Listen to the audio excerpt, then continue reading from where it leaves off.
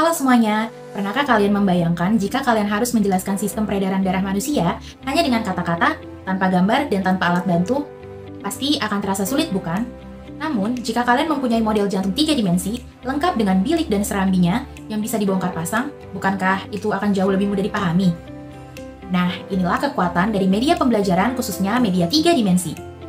Jika di semester sebelumnya kita sudah belajar mengenai berbagai jenis media pembelajaran, mulai dari media cetak hingga digital, sekarang mari kita eksplorasi mengenai media 3 dimensi yang bukan hanya bisa dilihat tetapi juga bisa disentuh dan dirasakan bentuk nyatanya. Setelah menyimak video pembelajaran ini, diharapkan kamu mampu memahami pengertian media 3 dimensi, mengidentifikasi karakteristik media 3 dimensi, mengenal macam-macam media 3 dimensi, menganalisis kelebihan dan kekurangan dari media 3 dimensi, dan menguasai langkah penerapan media 3 dimensi dalam pembelajaran. Dengan pokok pembahasan, pertama, pengertian media 3 dimensi, kedua, karakteristik media 3 dimensi, ketiga, macam-macam media 3 dimensi, keempat, kelebihan dan kekurangan media 3 dimensi, dan yang terakhir, langkah-langkah penerapan media 3 dimensi. Sebelum kita membahas lebih jauh tentang media 3 dimensi, mari kita pahami dulu secara singkat apa itu media sederhana. Nah, media sederhana dalam konteks pembelajaran merujuk pada alat bantu yang mudah dibuat, murah, dan efektif untuk menyampaikan materi ajar kepada peserta didik. Media ini dapat berupa benda nyata dan benda tiruan yang tidak memerlukan teknologi canggih, namun memiliki daya tarik dan fungsi edukasi yang kuat. Ada dua jenis media sederhana yang biasa digunakan dalam pembelajaran, yaitu media sederhana 2 dimensi dan media sederhana 3 dimensi. Nah, untuk kali ini, kita akan fokus pada pembahasan mengenai media sederhana 3 dimensi. Masuk pada pengertian media 3 dimensi. Menurut Mojiono, media 3 dimensi adalah sekelompok media tanpa proyeksi yang penyajiannya secara visual dalam 3 dimensional. Jenis media 3 dimensi yang sering digunakan dalam pembelajaran adalah model dan boneka. Sedangkan menurut Nana Sutjana, media pembelajaran 3 dimensi adalah alat peraga yang memiliki panjang, lebar, dan tinggi. Media ini dapat berupa objek nyata atau tiruan yang digunakan untuk memperjelas materi ajar dan meningkatkan pemahaman dari peserta didik.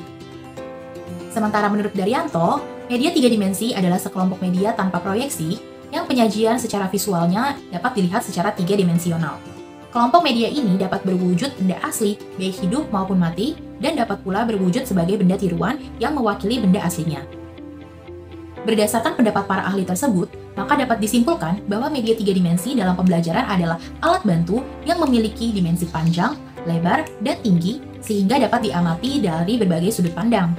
Media ini juga dapat berupa objek nyata atau tiruan yang digunakan untuk memperjelas materi ajar dan meningkatkan pemahaman peserta didik. Penggunaan media 3 dimensi dapat membantu peserta didik dalam memahami konsep-konsep yang abstrak menjadi lebih nyata dan konkret. Nah, agar pemahamanmu jadi lebih mendalam, yuk kerjakan soal singkat berikut. Manakah yang paling tepat mengenai media 3 dimensi menurut para ahli? A. Media hanya menampilkan gambar 2 dimensi tanpa interaksi langsung. B. Alat bantu pembelajaran berbasis digital yang menyediakan video dan animasi. C. Media pembelajaran yang memiliki panjang, lebar, dan tinggi, dan dapat berupa objek nyata atau tiruan untuk memperjelas materi ajar. Nah, benar sekali teman-teman, jawabannya terdapat pada pilihan ganda opsi C, yaitu media pembelajaran yang memiliki panjang, lebar, dan tinggi yang dapat berupa objek nyata atau tiruan untuk memperjelas materi ajar. Karakteristik media 3 dimensi. Media 3 dimensi memiliki ciri khas yang membedakannya dari jenis media pembelajaran lainnya. Karakteristik utama dari media 3 dimensi adalah 1. Memiliki dimensi fisik. Jadi, media 3 dimensi memiliki panjang, lebar, dan tinggi sehingga dapat diamati dari berbagai sudut pandang. Hal inilah yang memungkinkan siswa untuk memahami objek secara nyata dan konkret. 2. Penyampaian pesan terjadi secara serentak. Media 3 dimensi memungkinkan penyampaian pesan yang sama kepada seluruh siswa secara bersamaan, sehingga efektif dalam pembelajaran berbentuk kelompok. 3. Menyajikan pengalaman langsung. Di sini, media 3 dimensi memberikan pengalaman belajar yang lebih nyata dan langsung kepada siswa, sehingga membantu mereka memahami konsep-konsep yang abstrak menjadi lebih konkret. 4. Kontrol penuh oleh guru. Penyajian media ini berada sepenuhnya dalam kendali guru, sehingga memungkinkan penyesuaiannya dengan kebutuhan-kebutuhan pembelajaran. Dan yang terakhir, penyimpanannya praktis. Media 3 dimensi itu umumnya mudah disimpan dan praktis dalam penggunaannya, meskipun beberapa jenis mungkin memerlukan ruang penyimpanan yang khusus. Macam-macam media 3 dimensi. Seperti yang sudah kita ketahui, media 3 dimensi memiliki keistimewaan karena mampu menghadirkan pengalaman belajar yang lebih konkret, menarik, dan mendekati dunia nyata. Namun ternyata media 3 dimensi tidak hanya ada satu jenis, namun memiliki beragam bentuk dan fungsi yang bisa disesuaikan dengan tujuan pembelajaran. Misalnya, 1. Model padat atau solid model.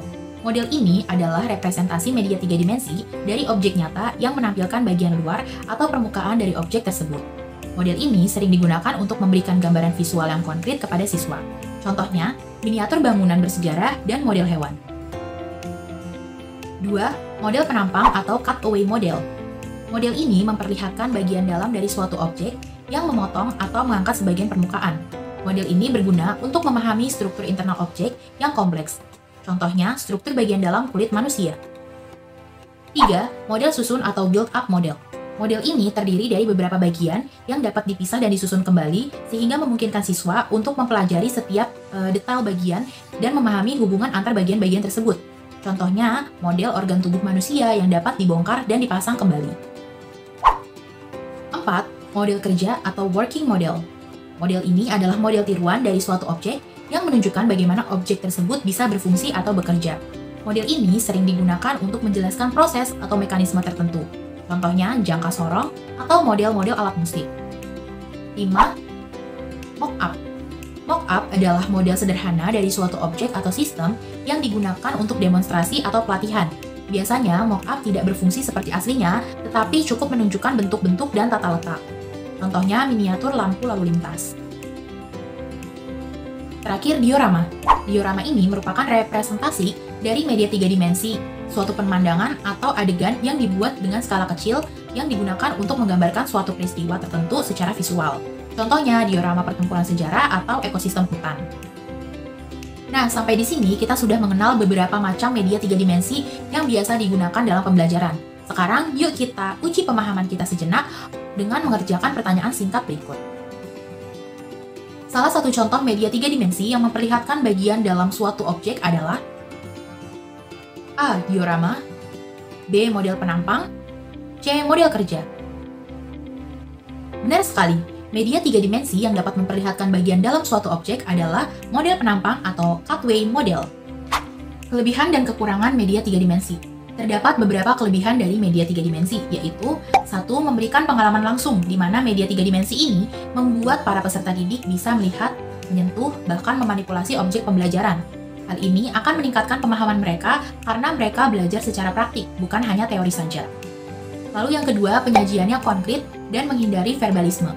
Media 3 dimensi ini membantu mengurangi pembelajaran yang hanya bersifat kata-kata atau verbal dengan menghadirkan objek nyata atau tiruan.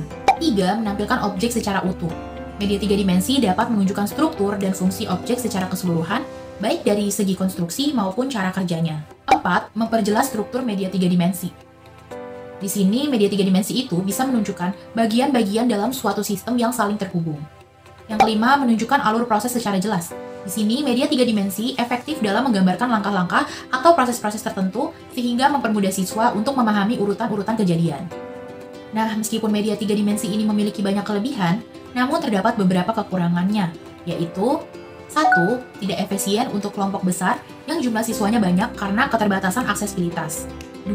Membutuhkan ruang dan perawatan khusus agar tetap dalam kondisi yang baik. 3. Pembuatan media 3 dimensi ini seringkali memerlukan biaya besar terutama dalam model-model yang kompleks atau detail. 4. Media 3 dimensi berbasis visual sulit diakses oleh siswa dengan keterbatasan penglihatan tanpa memodifikasi secara khusus. Oke teman-teman, kita sudah tahu ya kelebihan dan kekurangan dari media 3 dimensi. Sebelum kita melanjutkan ke bagian selanjutnya, mari sejenak kita uji pemahaman kita dengan menjawab satu pertanyaan singkat ini. Berikut ini yang merupakan kelebihan dari penggunaan media 3 dimensi dalam pembelajaran adalah A. Memerlukan penyimpanan yang kecil dan tidak memerlukan perawatan. B. Menyajikan objek abstrak dalam bentuk 2 dimensi agar mudah dibayangkan siswa. Atau C. Memberikan pengalaman belajar langsung dan memperjelas konsep-konsep abstrak. Ya, benar sekali, jawabannya adalah yang C. Cara mengaplikasikan media 3 dimensi dalam kegiatan pembelajaran. Dalam penerapan media 3 dimensi untuk pembelajaran, tidak cukup hanya membuat atau membawa medianya ke dalam kelas. Media harus dirancang, digunakan, dan dievaluasi dengan baik agar benar-benar menunjang proses pembelajaran. Berikut adalah langkah-langkah penerapan media 3 dimensi secara sistematis. 1. Identifikasi tujuan pembelajaran. Langkah pertama adalah menunjukkan dengan jelas tujuan pembelajaran yang ingin dicapai. Media tiga dimensi harus selaras dengan kompetensi yang diharapkan dari si siswa. Tanpa tujuan yang jelas, media yang dibuat tidak bisa relevan, sehingga tidak efektif dalam mendukung pembelajaran. 2. Pemilihan media yang tepat. Setelah tujuan ditetapkan, guru harus memilih media tiga dimensi yang paling sesuai. Dalam hal ini, penting untuk mempertimbangkan kesederhanaan, ketahanan, dan interaktivitas dari media tersebut. 3. Perancangan atau pengadaan media. Pada langkah ini, setelah tujuan pembelajaran dan media selesai dipilih, tahap berikutnya adalah perancangan atau pengadaan media tiga dimensi. Langkah ini sangat penting karena berkaitan langsung dengan kualitas media yang akan digunakan di kelas. Jika guru memilih untuk membuat media tiga dimensi sendiri, langkah pertama adalah merancang media tersebut sesuai dengan tujuan dan mempertimbangkan hal-hal seperti ukuran, bentuk, warna, dan bahan-bahan yang digunakan. Namun, jika guru memilih untuk membeli media tiga dimensi yang sudah jadi, maka langkah selanjutnya adalah memilih media yang sesuai dengan tujuan pembelajaran yang telah ditetapkan. 4. Persiapan penggunaan di kelas. Jadi, sebelum media digunakan di dalam kelas, guru harus melakukan uji coba dari simulasi penggunaannya. Di sini, guru harus mengecek kelengkapan dan fungsi media, serta merancang alur penggunaannya dalam pembelajaran. 5. Pelaksanaan pembelajaran.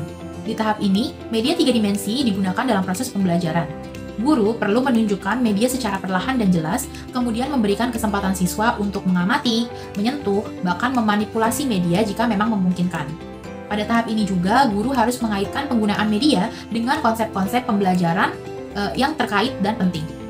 Yang terakhir, evaluasi penggunaan media. Langkah terakhir adalah mengevaluasi efektivitas media. Evaluasi bisa dilakukan dengan mengamati respon siswa selama pembelajaran, memberikan tes singkat untuk mengetahui tingkat pemahaman dan menanyakan pendapat siswa tentang media yang digunakan. Proses evaluasi ini akan membantu guru memperbaiki penggunaan media pembelajaran ke depannya agar menjadi lebih efektif. Dari keseluruhan pembahasan kali ini, kita dapat menyimpulkan bahwa media tiga dimensi merupakan alat bantu pembelajaran yang efektif untuk meningkatkan pemahaman dan keterlibatan peserta didik. Dengan karakteristik yang unik dan beragam jenisnya, media ini dapat disesuaikan dengan kebutuhan dan tujuan pembelajaran. Meskipun memiliki kekurangan dalam penerapannya, media tiga dimensi yang tepat dapat memberikan dampak positif dalam proses pembelajaran. Demikian materi pembahasan kita mengenai media tiga dimensi, mulai dari pengertian, ragam bentuk, kelebihan dan kekurangan, hingga langkah-langkah penerapannya dalam proses belajar mengajar. Terima kasih sudah menyimak sampai akhir. Sampai bertemu di kesempatan berikutnya.